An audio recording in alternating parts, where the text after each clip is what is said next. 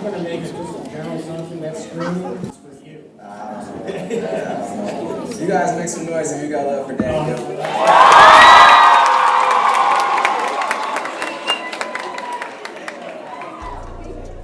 Well, I was going to say they may see me around more, but I see you on TV all the time. I mean, you own one of the greatest basketball teams, the Quicken Cavaliers. You're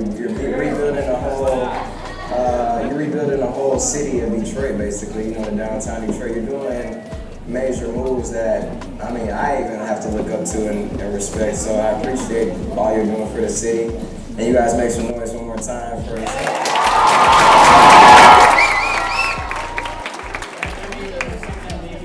But I tell you this, I'm not able to conceive things like last night I took an L, but tonight I bounced back. I don't know how that sounded, probably not really good. But I'm saying, you're just, first of all, people in Detroit love you. I think you represent the soul of Detroit, your voice on that video. Yeah. And tell us about the video just real quick. That video, I know Bedrock was working with the producers of the video, the filmmaker Steve McKee. You went into the studio, did you start talking just from the heart about Detroit? I think I saw the clips of the video first, and I was just looking and, coming from the city, it's crazy how it's like a new renaissance, it's a brand new energy, going downtown, you seeing buildings that have been abandoned, now they new hotels, they new restaurants, our new schools being built, from like Cass, DSA, all this, like Mumford, everything. I just remember when things were not looking so good and not looking so hot for the city. So when I saw the video, it just inspired me to just speak from the heart, say something meaningful, say something that was real. Every word in there was just real and truthful. And it's true, Detroit is one of the greatest cities in the world. And it is because it's a city that has been through the ups and downs. It's a city that has seen some of the darkest times and prevailed. And we're go-getters. From Detroit, we're hustlers. Nobody can tell us no. We're always gonna find a way to get to where we gotta go. And that's one of the things I respect most about the city and that came across in the video. Every time I'm hearing you talk, because I've seen that video 1,000 times probably. Yeah. And every time I hear your voice, I feel like I've been watching the video and I'm having flashbacks to the video. So let me ask you a question. There's little Wayne, little John, little Romeo, little Scrappy, little Bow Wow, but Big Sean. Yeah. How did that happen? How did you get the name? How did that nickname happen? Well, Big Sean? that's a lot of littles. There's not too many bigs, you know what I mean? And all the bigs are legendary. Biggie Smalls, Big Pun, Big L. So, I kind of trying to fit into that. There's nobody like named Medium something, right? Maybe, could be. That could be a whole new wave. Yeah, a whole new thing. So tell us about, you seem to be a guy that has a lot of heart, a lot of soul, and you have an incredible feeling about your hometown, and what you see and what you vision. Yeah. For young people here today, is there any young people in the room?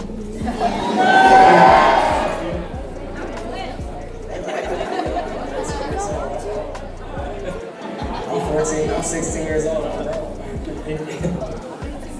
Let's talk about this young people and the way you see in the entertainment business. You made this statement because I watched a few interviews of you, and you talked about there's a lot of opportunity, not just in the performers, the standpoint of the entertainment business, but all around all kinds of jobs.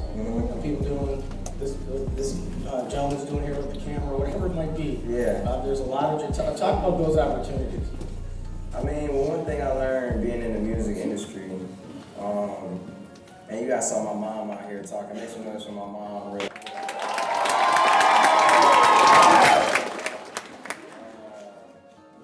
One of the things I learned about being in the music industry is you see, what you see on TV is you may see the performer, you see myself, but it's literally 100 other people that have something to do with the performance or getting you to that point or making sure that everything is run in order. And one of the things I feel like wasn't represented when I was growing up, especially, in school that they didn't teach me about, was all the different jobs and careers you could have in the music industry that weren't the performer, weren't the singer, weren't the rapper, And I look at, for an example, the money I earn I have to pay so many people before I get paid. Like, I'm the last person to get paid. And sometimes it's people who work for me that end up making more money because that's just the way their job is set up. Because as a performer, you also have a manager, you have a business manager, you have a lawyer, a lighting technician, tour manager, just a creative director, a publisher, a publicist, all these different jobs that I didn't even know about. And I think it's important that you guys know about it because these are real careers, these are real people making real money, you know what I mean? And on top of that now, what's getting more important is the tech side of it, and there's so many jobs that are needed in tech. But basically, I just want people to know that it's like, don't feel the pressures of having to be a basketball player or a rapper, you know what I'm saying, or a singer, because if you like the music industry or any industry like that, film, whatever, there's so many jobs for you. You just have to do the research. And that's one of the things that me and my mom came together when we did Mogul Prep, was to teach everybody like the different jobs you could have in the music industry, the different ways you could get in there that might even be more your passion than you would have thought, if you just had the information. So that's kind of like where we're coming. So how do they, somebody who graduated high school, let's just say they say, that's what I want to do. I want to get in the industry, not necessarily to be a performer, but I just love to be around it, love to be around music, love to be around production. Mm-hmm. What's their next move? What's their first move? What's their move when they're in high school now? I mean, everybody's story is different. That's the beauty of it all, But I think that the main thing that they should do is, like one of the things that we talked about backstage was, people holding the phone in their hand and saying, this cell phone has more technology than we had when we went to the moon. And it's just like research, man. Y'all know how to work the phones. I see all y'all on Instagram. I see all y'all snap stories, you know what I mean? It's just like, do the research for yourself. If you spend half the time, you know what I'm saying, that you spend like doing other stuff on your phone, just researching for your future, researching how to get into the music industry or any industry you want to, I feel like investing that time in yourself is the first step to being successful in anything. And also having a vision. You got that vision, you're unstoppable. I mean, you look at somebody like Gilbert, who came from, here. He's somebody who, where did you grow up? Born in Detroit until I was 4 years old, and we moved to Southfield a couple miles from 8 Mile. I guess that 8 Mile, when Eminem came out, that 8 Mile has it sounds like 11 miles. Right. Maybe we'll come up with a continuation to that thing, 11 miles or something. Yeah. No, I was in 11 miles, but I grew up there. And then my dad had a bar in the city. Grandfather had a car wash in the city. I was always in the city. But like my point of that is like there was no blueprint for you to do what you do. Like look at what from Quicken loans to, a sports owner to just rebuilding like the whole downtown Detroit and making it a better place and giving so many people jobs. Like there was no blueprint for that. And most people, it's a great point. And you're actually hitting on a point that I definitely want to hit with you, because even in your music, all kidding aside, the concept of bouncing back, and then talking to you backstage about how you got in the business, taking a chance and just going and hitting Kanye West and saying, here's who I am, and when you listen to me sing, you probably heard the story. Let's talk about failure, because a lot of people have the misconception that people who are successful don't fail, and that it's not okay to fail. Look at them, and then they feel bad about themselves. But how do you look at failure? I know obviously your words, your lyrics, a lot of your songs talk about it. How should kids look at failure, and how do you look at failure? I mean, failure, to me, there's really no such thing as like, even when I say last night I took an L, which obviously, people would think it's lost, but... Cavs took one 2 nights ago, right? At home against Orlando. Yeah. The Pistons won their home game, their first home game. Now that Detroit finally has a basketball team. Yeah. They didn't have one for 30-something years. Now they're in Detroit. The Pistons back, right? And for the record, the last of all 30 NBA teams, 29 of them were in the city, and now the Pistons being in the city, all 30 are in the urban quarters of the city. Amazing. So when it comes to, last night took an L. I think an L can also stand for a lesson. You know what I mean? Because that's what it is. When you say an L, you know, there's no such really thing as a loss. It's a lesson. You know, don't look at your failures as your failures. Look at them as your teachers because you learn from that situation. And when you embrace that mentality, you know, that's the mentality of a champion. It's not necessarily how you get knocked down, it's how you get up. And I think that, you know, even just when I talk to people like Barry Gordy, when I talk to people like Jay-Z, talk to Kanye, talk to all these different people that I've had a chance to, even youth, it's just like failing or things not working out the way you necessarily always see them as a part of truly being successful, because it teaches you not only to appreciate what you've gone through, but it's all about a journey. You know, it's not necessarily the medal you always hold in your hand or the gold medal or the trophy. Sometimes it's about the journey on the way there. And as you guys get older, as you guys go through life more, you're gonna see, you know, how important it is. Even just going through school, you know, graduating middle school, or when you graduate, you know, it's all them times that led up to there. It's not just you graduating, standing on the stage with a piece of paper. You know, what makes you emotional, what makes you proud is that all the times you went through, all the times you worked hard to have good grades, all the times that you might have failed a class and had to come back and really, you know, boss yourself up and get it right. So that's what it's all about to me. It's really about the measurement of you know, not looking at a loss as like a loss, is looking at it as like a lesson. Yeah, and I think that was really interesting on that L thing. What little I know about this, but as far as, you know, that L meaning both, I mean, that's a lesson in itself. Because I thought it was like, but I will say this. Well, I am a rapper. I understand. You know, a good one, but a great one.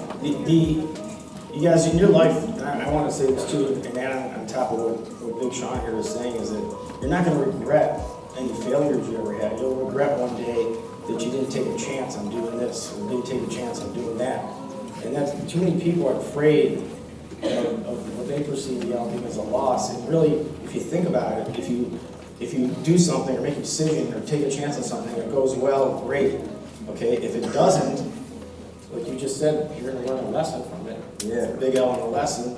But if you don't do it, you haven't won, or you haven't learned a lesson. So that's worse, right? So it's like not making a decision or not taking a chance is worse than either being right and successful, or it wasn't and you learned something. So next time you're going to do something better. So I think, you know, that's just a huge message. Yeah, I mean, I feel like, and people who, you're not going to get anywhere, you're not going to get any further in society and just anything by following somebody else's footsteps. You know, it's the people, it's the great ones who went out on a limb, the ones who, you know, had a different idea. Even when I was talking to Barry Gordy, and, you know, a lot of y'all are young, you probably don't even know who Barry Gordy is, and Barry Gordy was even before my time.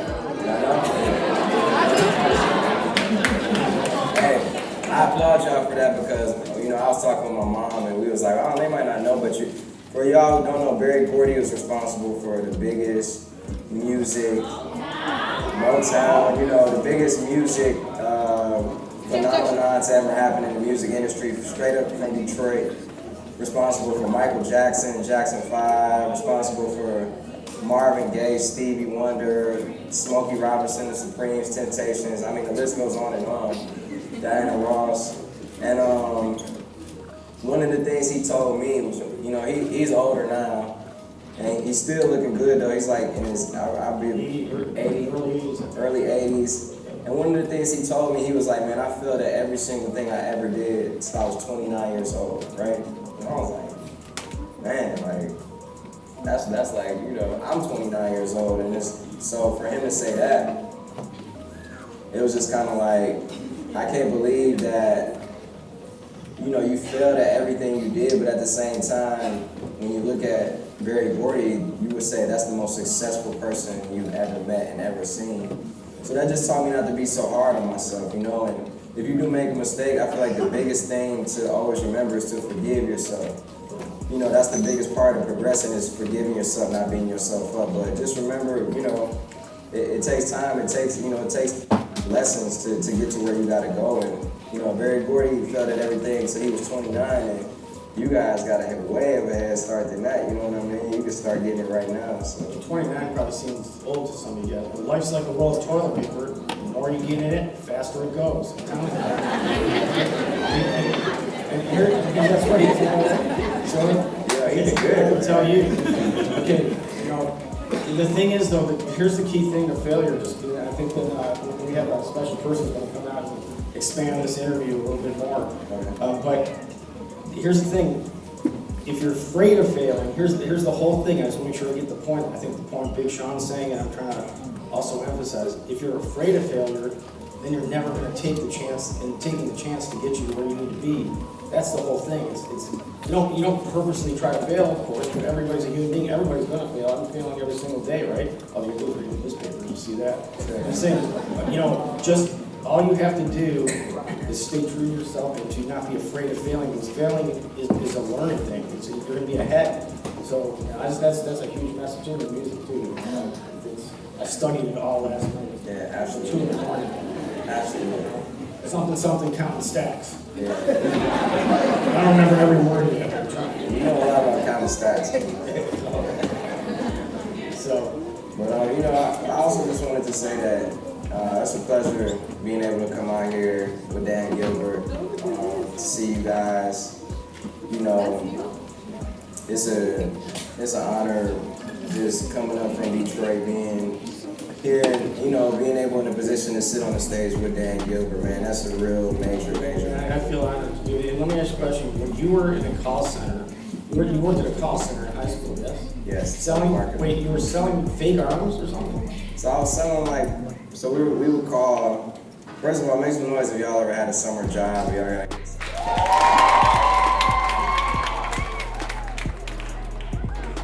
So basically, I had a lot of summer jobs. One of my friends' dad's on a construction company, and we used to help clean up sites during the summer. You know, I had all these different jobs working with my dad. And for 1 year, I worked at a place called Insight, and it's telemarketing right in Southfield. And I used to go there after school, work there during the summer, and wasn't getting paid that much at all. But so it was a telemarketing job. So I was one of the telemarketers that would call up, annoy the hell out of you, say whatever. Hello, hey, this is Sean Anderson calling on behalf of the book. I speak to them, hey, how you been? Hey, I hope all is well. And I used to get hung up on all the time, cursed out, death threats, you know what I mean? Was it to sell prosthetic arms? Some of it, so yeah, I used to sell all these things, and I don't even know if it was like. How many arms did you sell? A lot, because it would be people who needed them. I understand. So I would call. What's a good day? How many arms a day is a good day? I'm trying to remember because that was a while ago. So I don't know, but if you weren't doing good, they fired you. So I didn't get fired. I had to quit. I had the liberty of being like, you know what? I got a dream. I just met Kanye. I just rap for him. I got something I want to do with my life. So I'm gonna take this leave of absence. But I appreciate y'all for all y'all did. And that was a big monumental step in my life. But yeah, I used to call. Like I said, sell all sorts of things. Sell memberships, sell prosthetic limbs to paralyzed veterans. I would feel kind of bad sometimes, but it was what it was. Yeah, but no, what I'm saying here is that, like, you just never know. Like, I delivered pizzas for many years. And you never know the pizza guy, the person who's calling you on the telemarketing. It doesn't matter who you are or where you come from. I mean, So you deliver pizza? Well, I deliver pizza. So you gotta tell me about this, because there's a lot of pizza delivery guys and girls out there who would love to, be rebuilding their city and employing most of the city and own, a team like the Cleveland Cavaliers where LeBron is, dominating. I want to hear that story. Well, you just got to deliver a lot of pizzas. Yeah. No, I mean, I think look, everything that you pointed out here today is an attitude and a belief system, and just getting out there and going.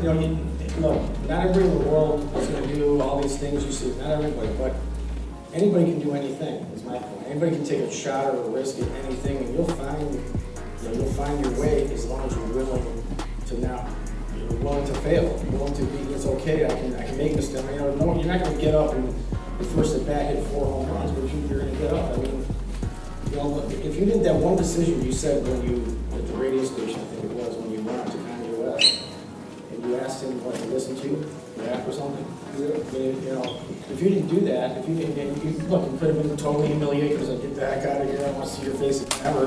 Right. And that would have been okay, you would have found another way, but Yeah. you didn't care about that, right? So what was in your thoughts? I mean, my thing was when I used to ride the cast every morning with one of my best friends. I used to, and we used to, see Joe Louis in the background, like Joe Louis Arena on the way to school. I just used to think like, man, when we get to Joe Louis Arena, when we get to the Palace, when we do this, when we do that, like I already knew it was gonna happen. I just didn't know how. When you got that unbreakable faith. When you believe in a higher power, when you believe that like things are always working out in your favor, and you got guardian angels around you, I think that's the quickest way to get to where you gotta go in life. And when it came to rapping for him, it was meant to be because I was selling my CDs around high school every semester. I was doing a Friday night cypher every Friday there, so like we had to battle rap every Friday. Like I was hustling, you know what I mean? It wasn't just like I ran into him and got a chance to rap for him. Like This was all planned out. Yeah, I feel like my whole life had led up to that moment. I had been rapping under pressure every Friday on the radio. So when I ran into him, obviously I was nervous. He was my idol, but at the same time, I was used to rapping, like being nervous every Friday about rapping on the radio. I had a CD, as soon as I was done rapping for him, he was like, "You got any music?" I was like, "Yeah, I had a couple CDs." I gave him the CD I had a press kit, you know what I'm saying? I was just like prepared, and it just feels like everything I ever did in my life, from all the battle raps, to the open mics, to all the doors that got closed on me, to, just being depressed, to being in my room, like trying to figure it out, family members looking at me weird, like everything had just led up to that moment. And that's what happened. So I rapped for him. It took a couple years after that. Nothing was overnight, and it was definitely hard times in between the time I rapped for him and the time I didn't get signed. But it taught me a lot about my faith. It taught me a lot like how to be spiritual. Like I had like a way better relationship with God and myself because of it. So. That's something that money can't buy. That's something that you can't get from anywhere else. So it's very inspirational for everybody to hear that story. So I think I'm supposed to be introducing, or maybe she's just going to come out, or the voice of God's going to come. I think we're going to play a video. Oh, playing that's what it was. See, lucky you guys in entertainment and listen. Yeah. There's a video coming out. Yeah. About you. Yeah. Process for me starts at a nap.